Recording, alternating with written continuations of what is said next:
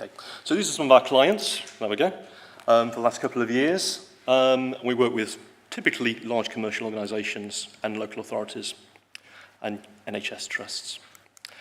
So today's talk is going to be talking about benchmarking, baselining data, some of the values at stake, some of the benefits from doing some of the work we're going to talk about, opportunities available. I've got 4 very short case studies for you, and then we'll conclude very briefly on those. So energy and fleets is what we do, and there are more and more synergies between those two subjects. Electric vehicles linked to battery storage or mobile storage, linking to renewable energy in terms of things like solar on roofs, powering storage from electric chargers. There's also aspects of telematics and the linking of data between telematics from fleet in terms of profile data of what fleet are doing against half-hourly data and more granular data from buildings. So there's lots of synergies and linkages between these two subjects, I think. I'll talk today about fleet makeup. So when we're talking to a company, we look at what their fleeting consists of. So grey fleet, if you're familiar with grey fleet, is mileage reimbursement. So using somebody's own car for business use, effectively. We work with lease companies, hire companies, commercial fleets, so vans particularly, and then HGVs, which in local authority parlance is RCVs, refuse collection vehicles, recycling vehicles.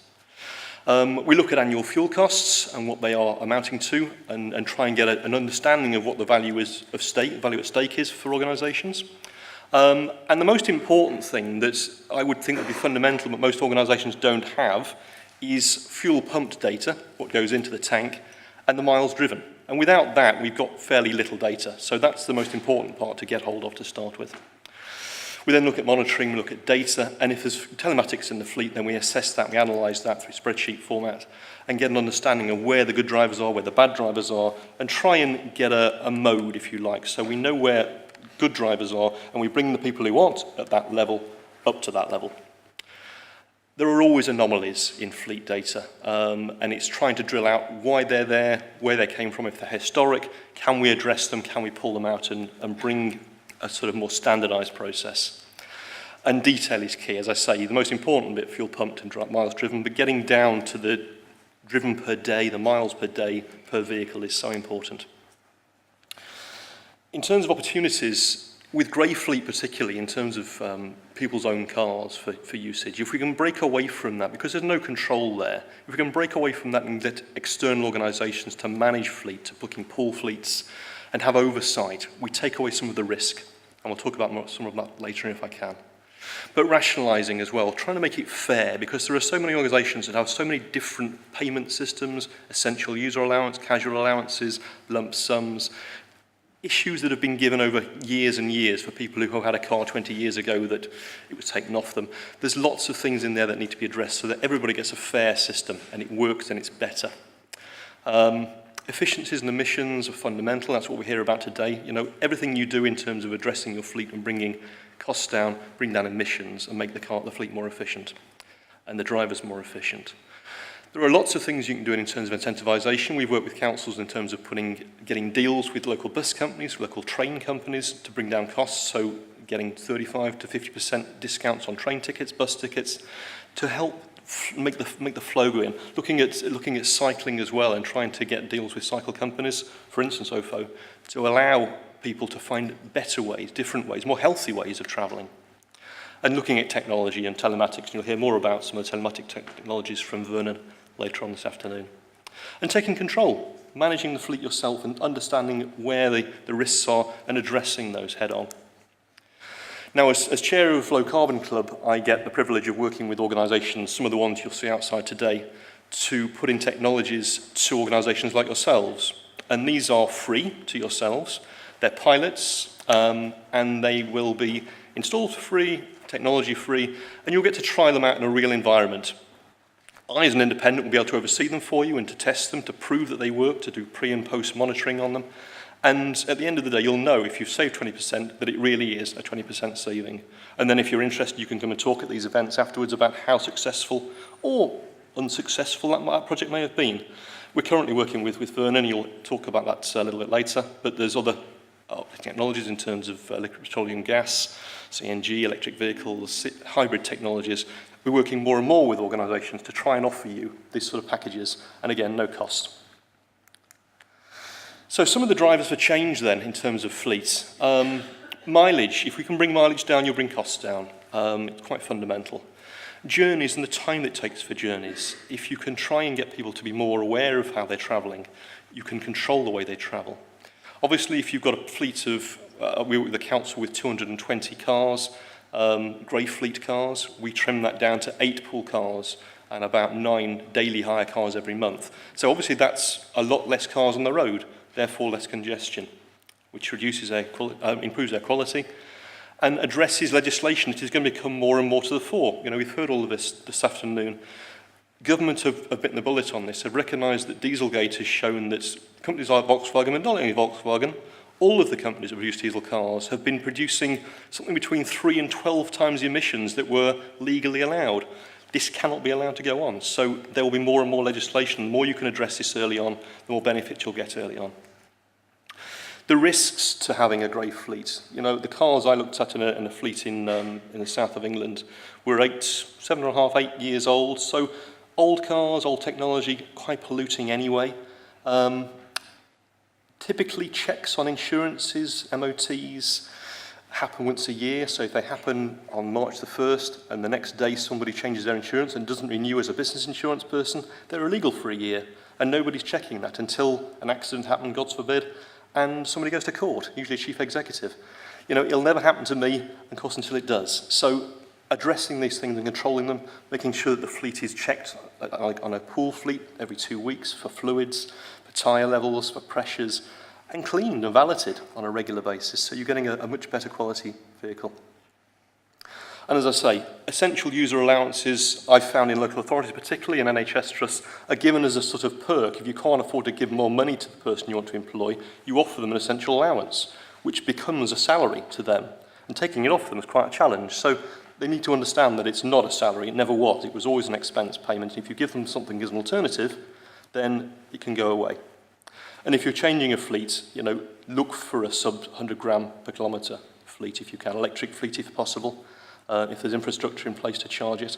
Because even a new standard diesel now is probably twice as efficient and less polluting than an old 7.5-year-old car. So the value at stake, fuel costs are continuing to rise. They may ebb and flow, but they are rising and they always will. Ownership of cars, if you can take all it away and control it through external management, it's better. Cars depreciate, and a 7.5-year-old car is probably depreciated as far as it would go, and you tend to find people will complain that if you're going to take off allowances from them, my car's depreciation is part of that allowance, as well as the actual petrol cost or the diesel cost. But if a car's 8 years old, it's depreciated beyond that recognition anyway, so it's probably gone to a point where it's worth hundreds of pounds rather than thousands.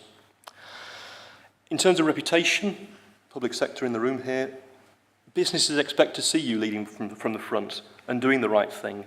And there are grants available, we'll talk about them later, so it is possible to do some of these things at low or no cost. And by leading that way, you can get local businesses to follow you.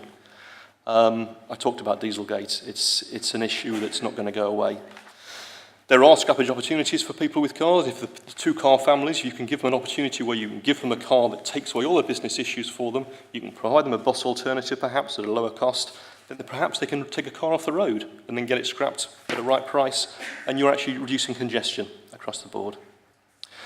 Always consider active and efficient travel plans in terms of cycling, in terms of walking. It's so important in terms of health to get people moving around the area and get cars down so that people feel safer to drive on their cycles.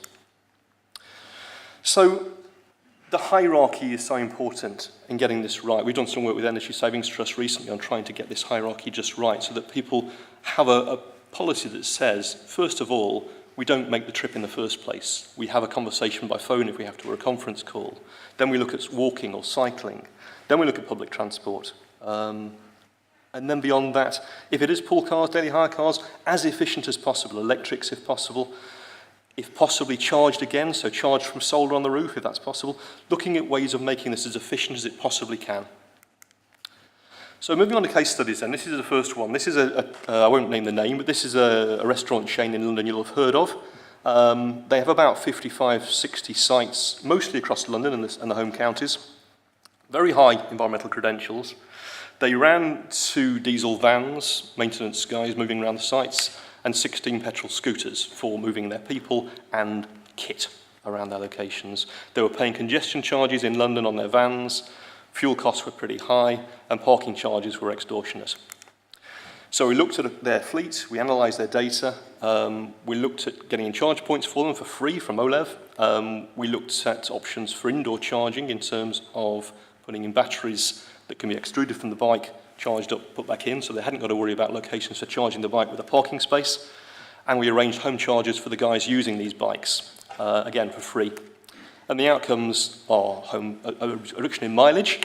The congestion charge Monday to Friday for those vans saved them £5,500 instantly.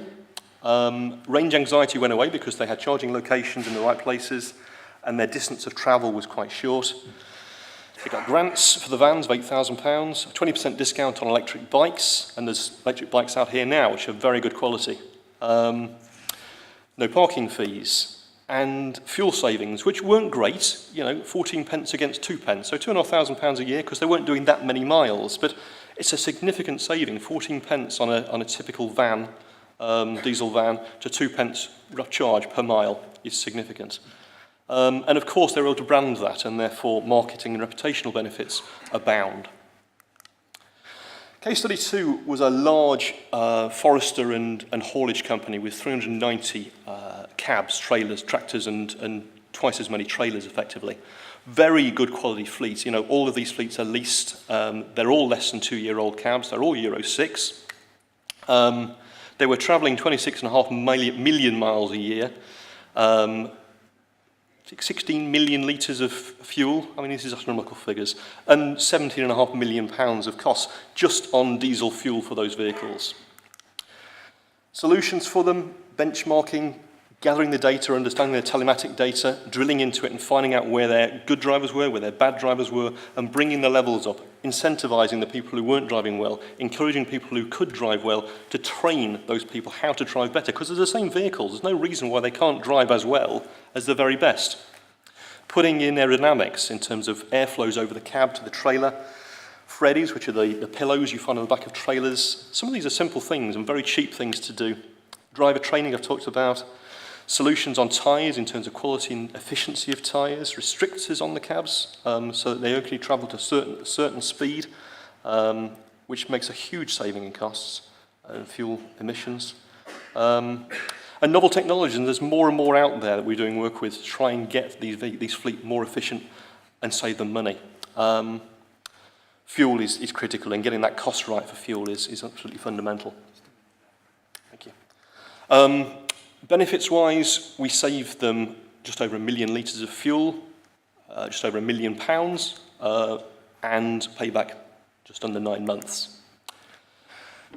Refuse collection vehicles, there's lots of options now, hydrogen, LPG, CNG, hybrid vehicles, aerodynamics, telematics assessments can be done, there's driver behaviours we can deal with, maintenance regimes, and novel technologies. And there's free trials, as I've said before, so please come and talk to us on Stand 7 about what we could do to try and help you get some of these things in place. I'll skip over that one, because we're running short on time. EV infrastructure, there are grants available from OLEV, 75% grant for charge points, vehicle grants, 20% on motorcycles, £4,500 on cars, £8,000 on vans, £20,000 or up to £20,000 on trucks over 3.5 tonnes. And the business in kind aspect in terms of what you pay for a company car, there's a 20% business in kind tax on a company car, 25% with an electric vehicle. Last case study, very quickly. This is a council that had a fleet of 200 cars plus, grey fleet, around 7.5 years old. They were paying 50 pence a mile for essential, 65 pence for casual, lump sum of £1,200, about £30,000 in anomalies, things that they'd done historically, which they shouldn't have been doing, and the cost to operate was about £225,000 a year. No real control, big risks. We assessed their usage, we looked at all the solutions available, we procured properly and found bespoke solutions and found them savings like for like of 30% in terms of just journeys reduced, £104,000 of savings, which is about 47% in terms of their fuel costs, emissions reduced, congestion reduced. So to finalise then, challenges for all fleets. There's a cultural reliance on grey fleet. There's a perception that mileage payments are salary because they come in a salary check and therefore this is my money. How can you take it off me? There's no real management of travel behaviour in most organisations, and it needs to be dealt with and addressed because there are ways of saving money. And there's a duty of care exposure in terms of not controlling a fleet properly. So barriers, again, for all case studies, there's a fear of cultural change. Leadership and champions are key. Getting leadership on board and a champion to drive it forward are absolutely crucial. Middle management are the hardest people to get on board and to keep on board. Procurement is critical for you guys, and internal communication, again, is key. So an effective campaign internally can save 10% according to Carbon Trust. So what, you might say? Well, if your organisation spends 20% of its outgoing on energy and fuel, then even a 10% saving is a 2% saving on annual profits, which doesn't cost you anything to do, effectively. CLS last year averaged 17.5%, which effectively amounts to 3.5% savings on profits, or reducing the need for redundancies. And I'll end it there. Thank you very much indeed.